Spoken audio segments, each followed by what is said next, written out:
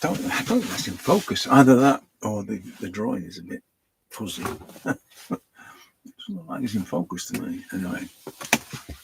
So this was like the third in the trilogy of these more atmospheric. I was talking about, I think, was I talking about atmosphere with this one? Can't remember. Anyway, that was where it started, I think. And then it went into this lady. And then this lady. So, as you can see, there's kind of a vibe about that. Let's keep that now. I can't hold it on. But anyway, there's kind of a Finnish vibe thing going on. And my problem is that, and you'll probably see, look at my Instagram, you'll see what I mean. The predictability thing. It's the I saw somebody the other day talking about you should use Loomis, a mixture of Loomis, Riley, and Bridgman approach to building faces and guaranteed outcomes, side by side comparisons, and predictability. Basically, I was talking guaranteed outcomes, guaranteed perfection, guaranteed things in the right place, guaranteed finish. That's not what creativity is about. You got to be doing it in the seat by the seat of your pants, basically. Yes, because it's the only way you're gonna make something significant. Otherwise, it's going to be something predictable and like everybody else does it. I'm doing this lady now, by the way. Still kind of in the same theme, but I did one last week, I think it was, and it was really. Let me see, I'll find it, and I'll show you what I mean. It wasn't. Had a different attitude basically, and I was doing it, so it wasn't kind of a predictable outcome, which is exactly what I want. I don't want it to be the same kind of thing every time, or feel like the same kind of thing every time. And that, which I can't find it now, so which is a shame because it would have illustrated. I should have got it out before I started, didn't I? But as you know, I don't plan these things. I've been faffing around with the Santa Claus course. Can't find it. Next time we come on, I'll talk about it. Yeah, messing about with the Santa Claus course, the little Santa Claus mini course thing. On sale now. And trying to get on TikTok, that's a nightmare. That's a nightmare. Turns out that it's slow. I'm uploading the video and I'm thinking, why is he not playing straight away? Takes a while for it. It's only 17 seconds. So anyway, so as I say, I should have got that other image. But what I was trying to say was that this predictability thing, this expected outcome thing, it stifles your creativity to have some kind of methodology, a process, if you like, that says follow this and you'll always get the same outcome. That's the problem. That's the problem. Always. I don't want the same outcome every time. I want it to be scary. I want sometimes for it not to work. I want all that. I think somebody the other day said that usual sort of self-help stuff. You make mistakes, kind of thing. Allow yourself to make mistakes stuff. But that's kind of what I want. It's not really the deliberate mistakes, or it's just a case of it's a consequence of how you approach it and what you're doing. Allowing somebody talked about drawing. What did they call drawing? Anyway, it was typical. Somebody was he was an engineer and then he became an artist, and so consequently he's got a particular mindset in relation to drawing, rather than it being it's a culmination of ideas or something like that. I can't remember. Anyway, but rather than it being about seeing, feeling, and knowing, which is what in varying degrees, varying amounts, but it's an expression and a response, sort of thing. But rather than that, it was almost formulaic in the way he described it. That was because he's an engineer, But the idea of not making mistakes is anathema to creative people. If someone puts you in that kind of situation, if you put yourself in that situation, can't make mistakes, then it's going to stifle every opportunity, every chance of being creative, because you're frightened of making mistakes. But the thing about mistakes is they're probably the best bit. They're probably the best bit of what you do. It's a classic thing. When they invented hardboard and various other things, they were all mistakes. They're never meant to happen. I'm not sure they're a good thing, but you know what I mean. And that in that instance was to do with nature and not necessarily to do with creative spirit. But nevertheless, it's born out. The beauty of it is in those situations, and then it's kind of what I'm talking about now is that you have to be alive to what's happening, and at that point, mistakes then become an opportunity. They become something that could change everything. It could be exploited. It could be, it could be.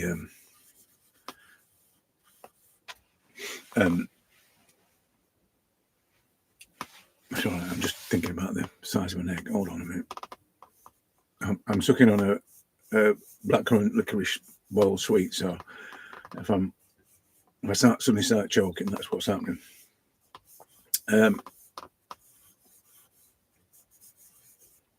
But the mistake thing, it's partly because of the way that I do this. It's inevitable that there's going to be mistakes. I was saying yesterday about that one I've just shown you, the kind of finished one. I've got to edit it and put it up yet. So it went live, but I don't always trust the lives. And the lives are not very. In fact, that one did fall out towards the end, and the quality of the sound's terrible on the lives. Thank you, YouTube. It is a mess, though, isn't it, YouTube? It is an absolute. Look at the rubbish that it keeps promoting to you. It's just a mess. It's clueless. It's just what you're seeing there, right there, and I've seen it so many times working in computers and programming that they didn't really think it through. You know what I mean? It's like, it's the millennium bug thing. It's that. It's the same guys that are running YouTube. Only it's wrapped up amongst, it's an algorithm. It's a clever algorithm. It's very intelligent. Yeah, right. I tell you what is intelligent, AI. My God, it's frightening. All you artists out there that think that copying photographs, so you can't tell the difference between a photograph and your work, forget it, because AI can do it much better, much quicker. So you've had it. All them skills you spent years on developing. It's a predictable outcome thing again. If you can, if someone can say, I want it in the style of, and looking like it's painted in oils and this is the subject. My God, you think that's it's just unbelievable. I've been looking at a woman, Kelly Bosch, I think it is. Look at the stuff that she does. It's just incredible. That's AI for you. It's just incredible. But even more reason why predictability is not a good thing.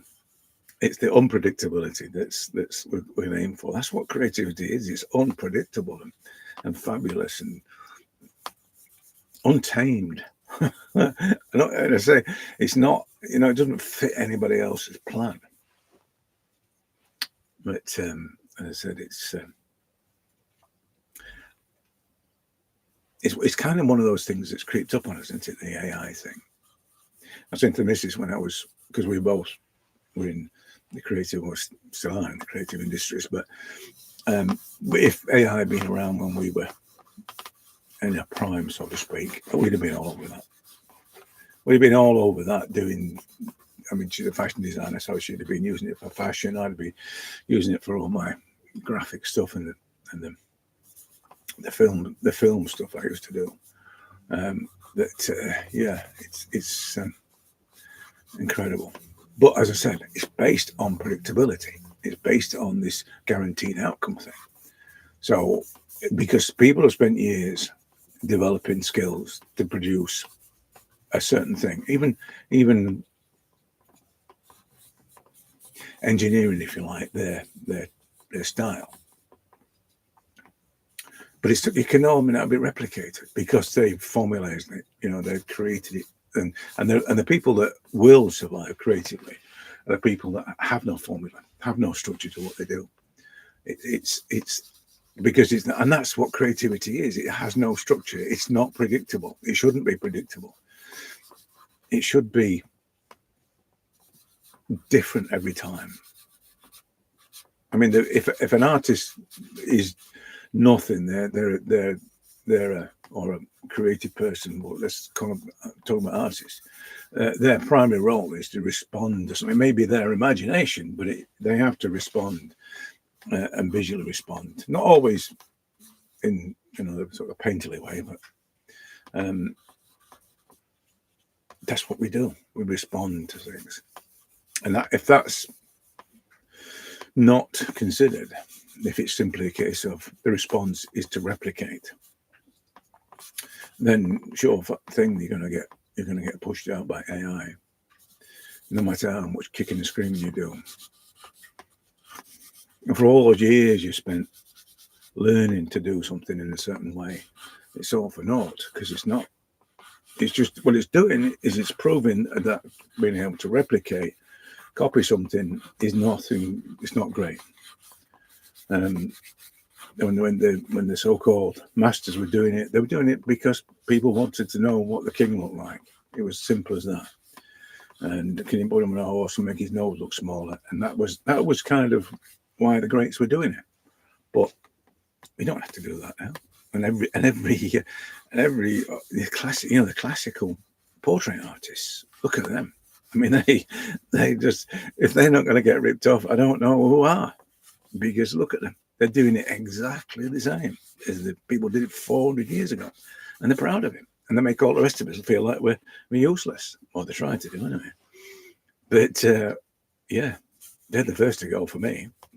No, so sorry. But it's how it is, isn't it? I think one of the things about being a designer is that you kind of embrace whatever it is that's, technology can improve what you do, but you analyze it, for its value, and that's kind of what you do. I mean, before the Macs came in and destroyed the design industry, so to speak, they took away all that, the craft element of it, and then in the same way that digital cameras did with film photography, you can still see a great film photographer now, and then they just blow out, the digital guys out the water with their perception. And David Bailey was talking about how people like that were still doing it. I mean, it's probably not working digitally, but still with the film kind of philosophy, you've only got X amount of exposures, and you make it count. Focus. You've only got 12 shots. Make sure it works. And remember, we used to buy photography from Alpha Photography in Nottingham, and they used to say to us, "How many rolls are you going to use? How many rolls can you afford?" Because you used to buy it in rolls. I mean, you got all the other stuff, set building and props and everything else, but you'd also have the basic. How many rolls can we afford? Sort of 2.25 square stuff, or if we did a large format for big newspapers, because they always wanted large formats, then you got all the transparencies had to be retouched. And we're talking, and I once, because we always called them trannies, so a transparency was a tranny. Of course, you can't say that now. That's not the vernacular that you'd use these days. It means something else. but yeah, we got all that. So retouching the transparencies, on the transparency, not printing out or anything, actually on the film. These guys were like, when they went to a retoucher, these people were next to God, because of their abilities and their skill in removing whatever crap was on the transparency because you forgot to clean the lens, or in some cases when we use models, and maybe they were fully clad, their skin tones were bad, or their they got. I remember one, she had terrible varicose veins, and they had to be removed from her thighs, and that's just like, it's just all gone. I mean, that would be probably AI would do that now, So, but yeah, it's a different world, mate. Different world now. But going back to the predictability thing, I think if it was predictable, I would not get excited about doing it, because it's just another image in that, in the same kind of flow as what you've seen me doing already. So I like the idea of it not, or the chances of it not working every time in the same way. I like all that.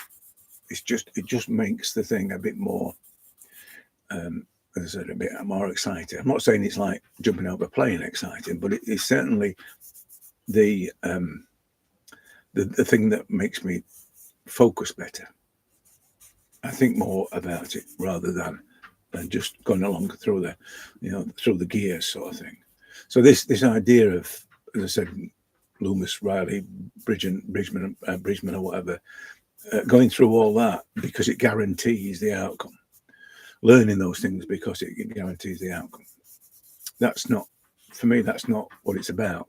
I think it's got to be a case of response, observation and response, or response based on observation. Because one of the things that happens is that all the position of things are to do with observation, and what people will, I mean, that's an accepted thing, right? But what people will do is forget that the observation continues, the observation of the tonality of things, the color of things. It's all happening in the same way as figuring out whether the eye's in the right place. It's all the same process. So if you don't develop those skills initially in terms of placement and proportions and relationships, if you don't develop them in the early stages, at that stage, or to be able to do that, then you're not going to develop them properly when it comes to looking at tones and color, because it's the same skill. It's exactly the same skill. To be able to see with accuracy is the objective. So having some kind of crutch, whether it be, I mean, the ultimate crutch would be to trace it, but I quite like the idea of tracing. If you're seriously into production, if you just want to paint something to look like a photograph, or even if it's just about the production side of things, then for me, why struggle trying to do freehand? Trace the blooming thing or project it, and then work your magic on that. I can't see any problem with that at all. But this idea that you've got to get equal accuracy in freehand, for it to be a exact copy of in freehand, you're missing the point. In freehand, it's the fact that it's not an exact copy that's the best bit. And obviously what you do is focus on the essence of the subject, whether it be a head or a figure or a row of flowers. That's what you do. You focus on the essence of it, and not get bogged down by its technical accuracy. Because, like I say, if you want that, trace it. But again, it's probably a little bit unique to me. I mean, I've said many times, I'm not your normal. My approach to this is not the normal route. So the guys that do the methods will probably be the normal route, and those are the people. If you want that kind of outcome, then those are the people I would suggest that you listen to. But it's just a waste for me. I just think it's a waste of an opportunity. Like I say, the magic that happens when creativity is born out of uncertainty is just a different thing. This is what I'm saying about the what we have had with Max. You know, it took away the uncertainty because it was a commercial thing. We needed to meet deadlines. We needed to give the client the option to change his logo into 6 different colours before he decided, in an instant, before he decided whether he liked it. We needed all those things. We didn't need the uncertainty. We didn't need. See, the thing as well is that we'll give the client what they want thing, which is a stupid way to run a design business, because the client doesn't know what he wants, and only the good ones would say that. The rest of them would say, "Can you do it like so and so?" Or they bring something. It's a bit like if you at the time years ago at this, you know, when I was working at student. Janet was my wife. Was she had a couple of shops and. But always had a haircut at Bean Sassoons. There's a blast from the past. You would never, ever go into Bean Sassoons with a photograph and say, "Can you cut my hair like this?" Because you'd throw you out. But we gave into that in the design industry and said, and this is what YouTube is run on. Give the people what they want. It's market trader marketing, basically. That's what it is. There's no growth from that, and everything that we have problems with now in retailing is because of that mentality. Because how do we know what they want? Well, because of the data, because of what they buy every week, because of the receipts, because they're in the club, you know, the shopping club things, loyalty schemes. Because of that, they know what you buy every week, so they're going to give you what you want. And the problem is you only want those things because you don't know what you want. And you probably only buy those things because you bought them all your life or your parents bought those things. So there's all kinds of problems with this expecting a particular outcome, guarantee an outcome. And I say it's probably why I'm like I am about things. I hate those loyalty clubs. I hate the idea of giving people what they want. I think that's lazy marketing. And you know, whether it be design or whatever.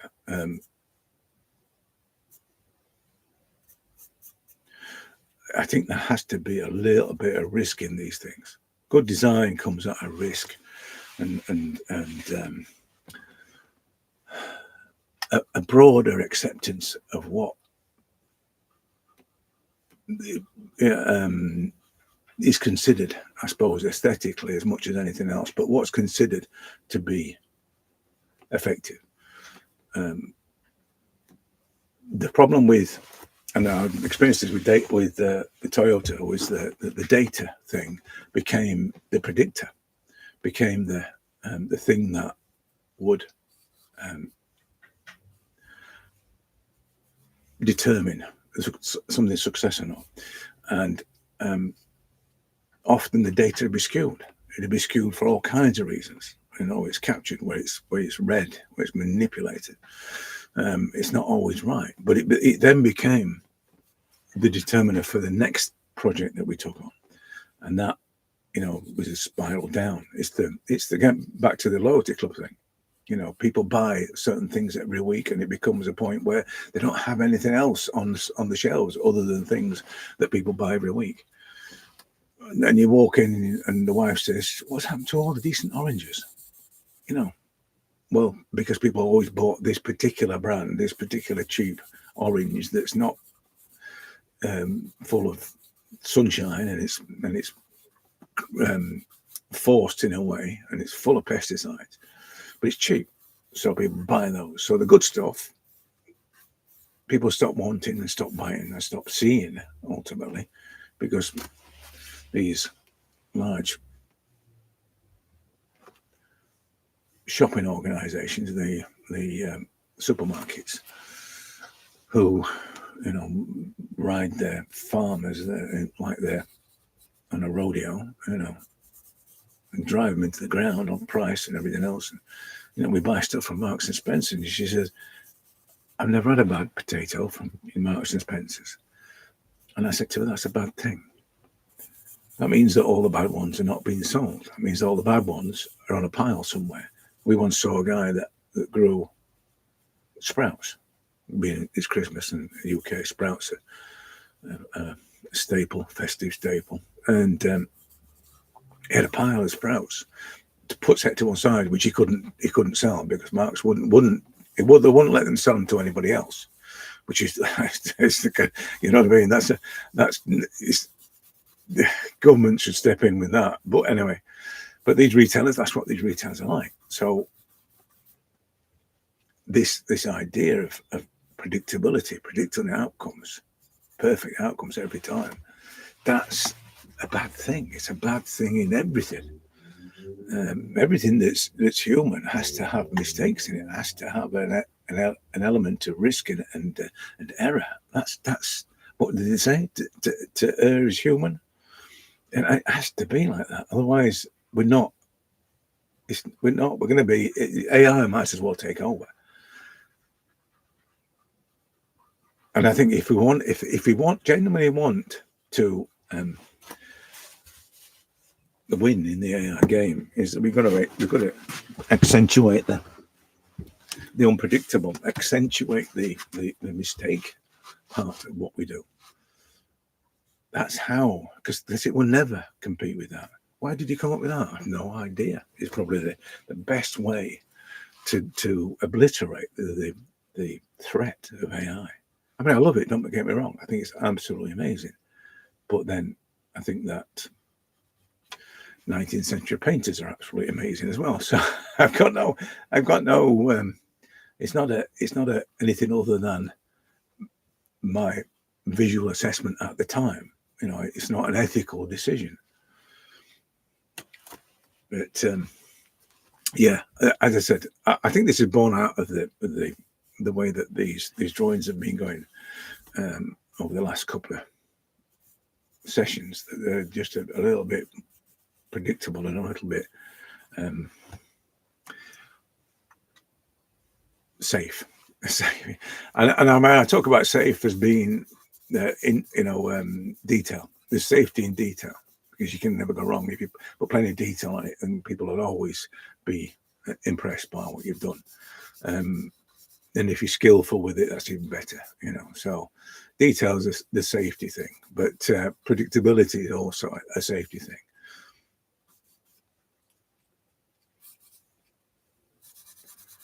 And I think if it wasn't for this charcoal being a complete monster, because it doesn't, you can see it, you can see what it's doing now. If it wasn't this unpredictable kind of not flat, blotchy kind of thing that's going off, I don't think there'd be that much. I'd be too busy trying to make it. And I'm fighting with the charcoal. As I said to you the other day, it's like the paper and the charcoal want a divorce, and I'm trying to keep them. The two from scrapping, but if it wasn't for that, I think I'd be too blendy finished type of thing, and at least that's why I'm persevering with this charcoal and this paper, because of that. I don't want to slip into the smooth blendy thingy, because I would then think I'd just gone for predictability.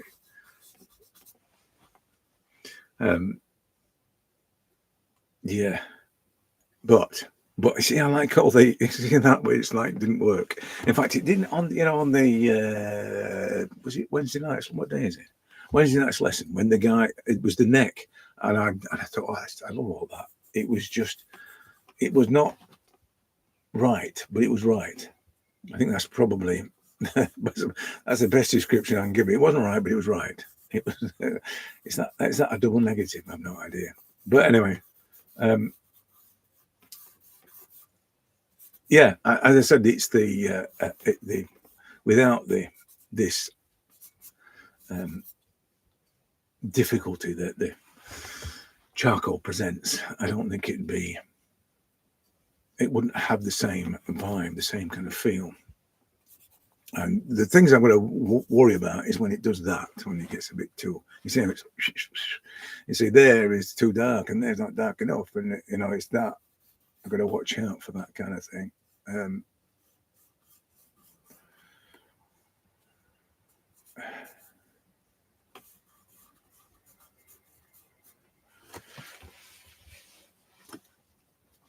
But yeah, I think also the fact that it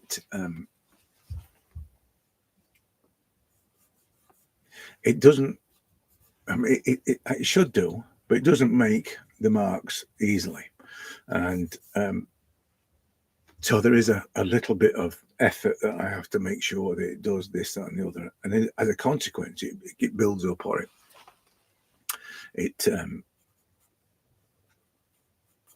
it makes marks that aren't that accurate, you know. And I think that's probably the bit that I like. On the eye of that one, the first one in this, which I've tweaked since, to be fair, that eye there was, and similarly with that one, there was too much drawing in it, and I'm doing it now on this eye, and I'm trying to get the drawing out of it. But the charcoal's not great. It's not like if I switch to, say, using the when I did the other week, I used one of these. If I switch to using this, drawing, I've got to be very careful, because this is only for drawing like fine, precise lines. I don't want to do that. I don't want to get into that. I want to stay in a place where the marks are just big, ugly marks, because it's that thing about, if you can describe, you know, what Robert and Wright said about, if you can describe the thing with the large masses, then that should surely be all you need to do. So it's a bit like that. It's not, these are not, maybe they are large masses, but that's, for me, is the consequence of using this charcoal. And I suppose it's the same as if you're using a big brush. You know, you end up defining things with large masses.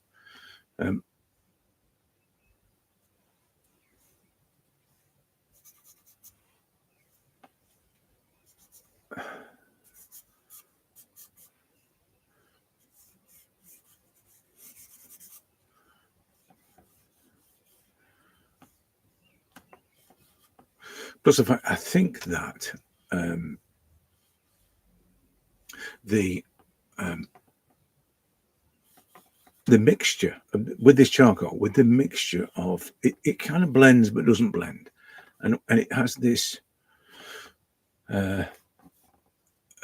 remnant thing. You know, when I've done that to apply some charcoal, which ultimately I'm going to then blend, things remain. You know, some of the marks will remain. You see it mostly on the backgrounds of things, like on that background there. So as I was applying the charcoal, you can see the remains of the marks as I'm blending it in. And I like that. I like the fact that it's not a perfect blend. I could make it a perfect blend if I use different paper and better charcoal, I suppose, or different charcoal. There's nothing wrong with the charcoal; it's the paper. But I like all that. I think that's the difference thing. You know, it's not a predictable blended outcome. So yeah, as I said, it's there's many reasons why I stick with it, and I think that's probably one of the main ones, is that it's difficult, it's not unpredictable, and the results are, again, unpredictable.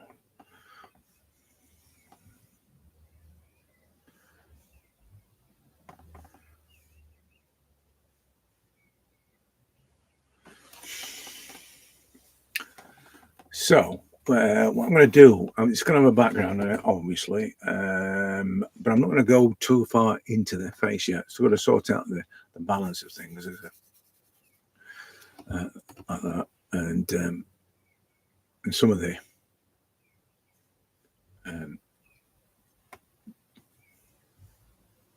shapes that are in the wrong place, and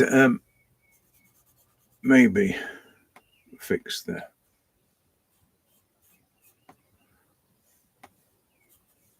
bits like that. Don't want to go too far. The hair, probably. I'm just going to put a bit more into the hair, but I'm going to put the background on because of I want it to be I suppose all of these have been in this way. I'm getting in this. When I talk about essence, is everything for me. It's got to feel like, so.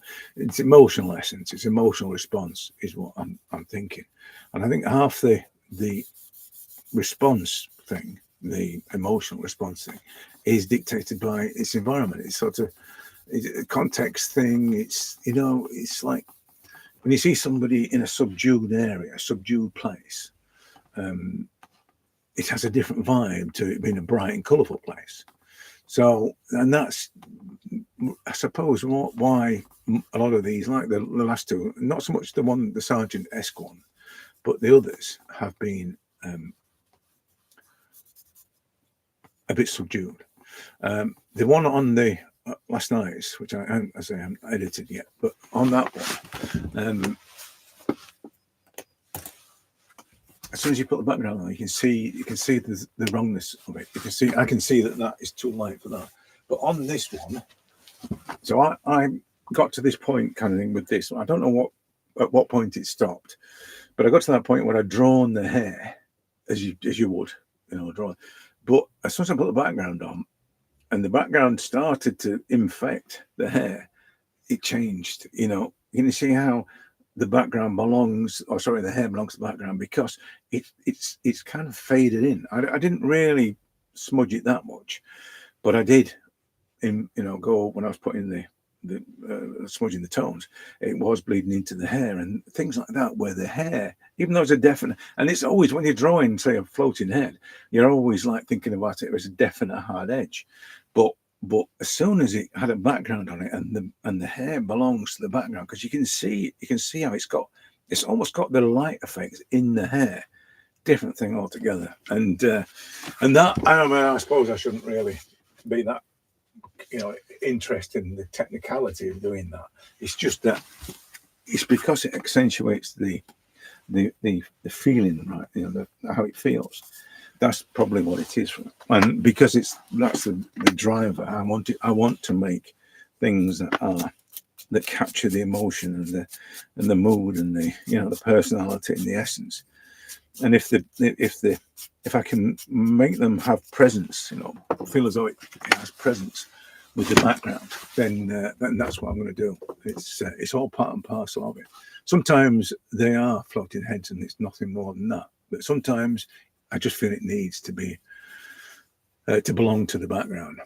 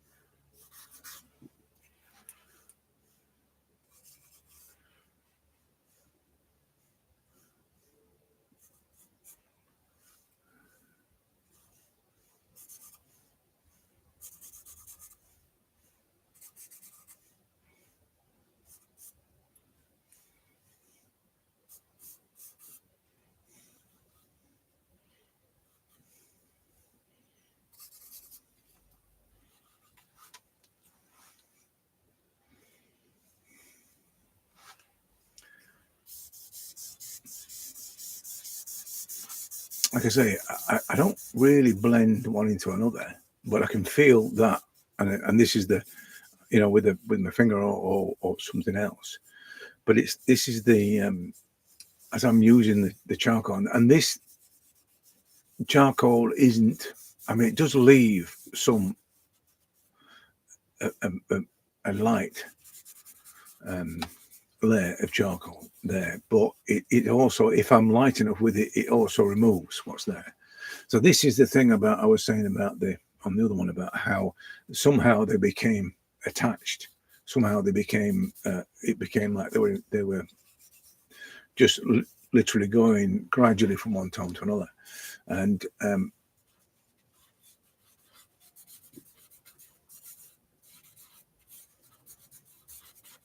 like I say, it's not necessarily a predictable thing, and I can't guarantee that what I'm doing now is going to have the same effect.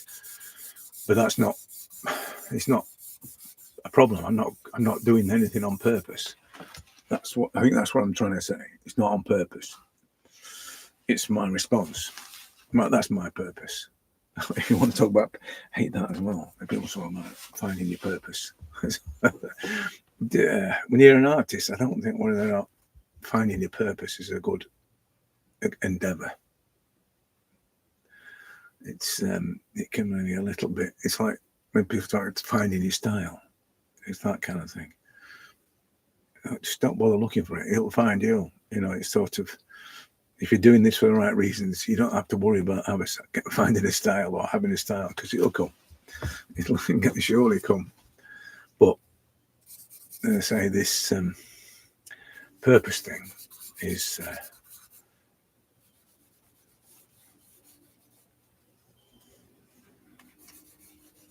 it's a goal and all that kind of stuff. Goals and expectations, not good. Not good.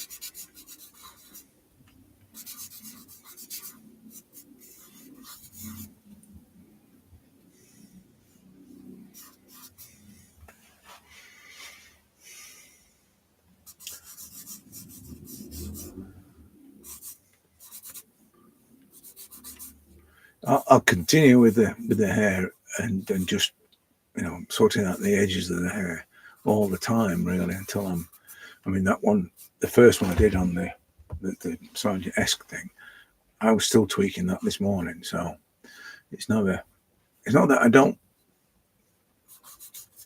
think it's finished. It's just that it can be little things. The biggest problem I've got most of the time is taking photographs of it to sort of put up, and because the light's rubbish. This again, the charcoal, it's reflective. It sounds crazy, but it is. And the camera then picks up on all the contrast, and it makes the thing look. I lose all the middle tones. Mainly it's because it's a crappy phone camera, and I haven't got the setup to be able to take in, or the patience to be taking it with the real cameras.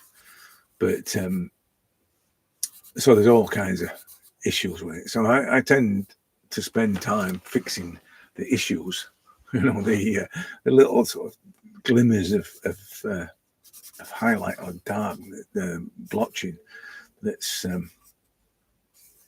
shows up when you take a picture of it.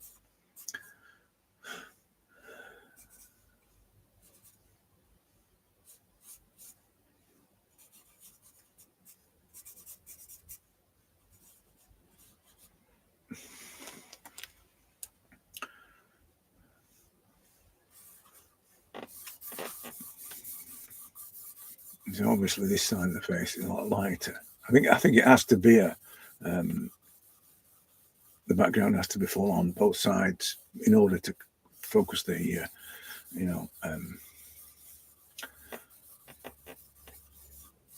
the atmosphere. To see that it's lighter on this side, for instance. You see how that works, how that focuses the sadness in this girl's face. Just look a bit sad, doesn't she? But as I say, that's part and parcel, I think, of creating the atmosphere, and then accentuating the emotion of the subject. Yeah.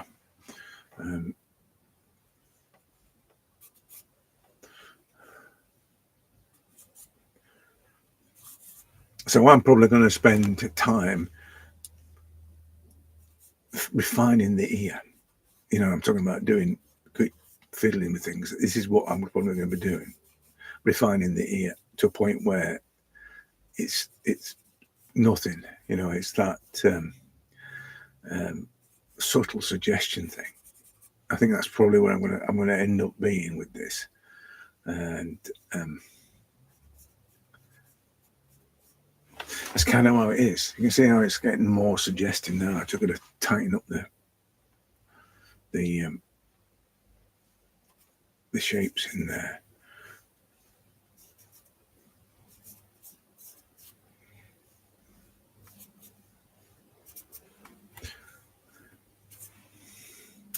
And then, as I said, the rest. You see, I like the things that you can see in the eye area there. The things that aren't quite drawn right. I like all that.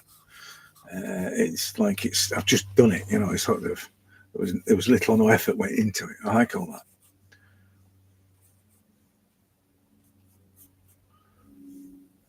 There's a guy that I'm connected with. There's a couple actually that do this kind of thing, and it's amazing how they can create atmosphere and emotion in things. Just incredible.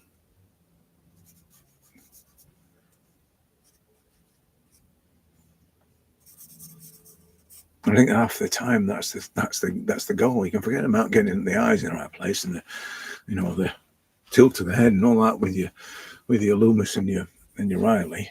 If you can't capture the emotion of something, forget it. It's just going through this. It's AI territory. That let AI do that. If that's what you want to do, let AI just get a copy of some AI app and do it. It's it's perfectly justifiable as far as I'm concerned. If that's your bag, load up a picture of your customer and tell them to have them sat on a throne and painted in a 19th century style. And that's it. You don't need to spend time waiting for oil paint to dry. That's for sure. I'm probably speaking out of turn. I think that's probably blasphemy to think that it's okay. It's a bit like when I talk about tracing. I think it's perfectly acceptable to trace and colour in. If that's your bag, that's what you should do. But a lot of people have problems with that. I think tracing is no worse than using parallel, those thingy dividers. What they call those divider things. I always think of them as, what do they call them? No, proportional dividers. I remember when I was a kid, you had this thing where it was like a crossover where you put your picture on one side, you put this thing in the middle, and you put your pencil in the end of it, and it just traced around everything. I think they're wonderful. I think that's if that's your bag, then if copying cats and dogs and people to your bag, then use one of them. That to me seems like the perfect tool.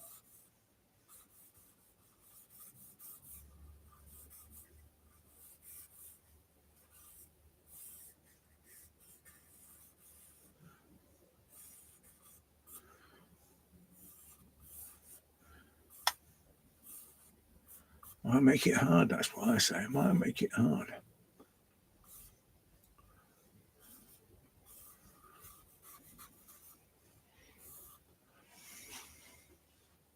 So I'm done, I think, in a loose kind of way. This is absolutely brilliant, this bit at the bottom. I love all that. And yeah, I think everything else, apart from the hair, wants to be a little bit higher up there, and I can fix all that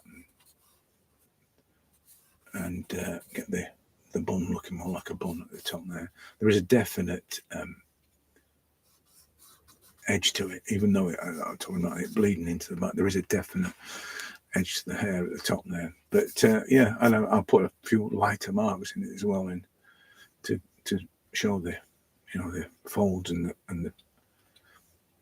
the curls and the waves, if they are waves. Not necessarily the waves when they're in a bun. I think they're just, as I say, hair that's folded in. But yeah, I'll tighten all that up. Tighten this up as well down here. You see the density of this here wants to be already. You see it changes. But yeah, I'll finish all that off. And yeah, a bit going back to the start of it, really. I mean, I could go on with this and finish it and smooth it and all the rest of it, but it's definitely going back to this one in a way, in that it's got that. I mean, there's more finish on this, as you can see, but it's definitely got that vibe of the rawness of it all. Whereas this one from yesterday is probably a bit too finished. You can see how that could easily get to that, but I'm not sure I quite like the rawness of this. I just want to get things a little. What I'm looking at is maybe the alignments there is a little bit out, but the distance from there to the top of the hair just a bit more shape in there, and then a little bit more. I'm just making horizontal and vertical comparisons. That's all I'm doing. Maybe tighten up the lips. Don't know whether or not she wants to have a bit more pout. But yeah, I'm gonna leave it at that anyway. The general kind of feel of shape that's there is working. That's what I was going to say. The highlight on a cheekbone is a bit too strong, so that's going to get a bit knocked back a bit, I think. Not too much though, because I like the drama of it because of that. It accentuates the as I said, the sadness thing, but it's too much of the highlights there. Just on that bit there, it's not here. It's just lighter here, so it could really just be a sort of gentle tonal layer on that, just to soften it a little bit, just there. And I'm reluctant to actually use anything to soften it either. You know, like the infamous sponge on a stick, or this thing like this. And once I use this, then I'm on the road to making things more finished, more smooth. So I'm going to be really careful with this thing. I like it because it's a drawing tool, not a blending tool. But at the same time, as I say, once things start getting smooth and blended, you lose the the rawness of it. Anyway, I'll lovingly leave you, and I might catch you later when I do another one and I'll show you this how it developed.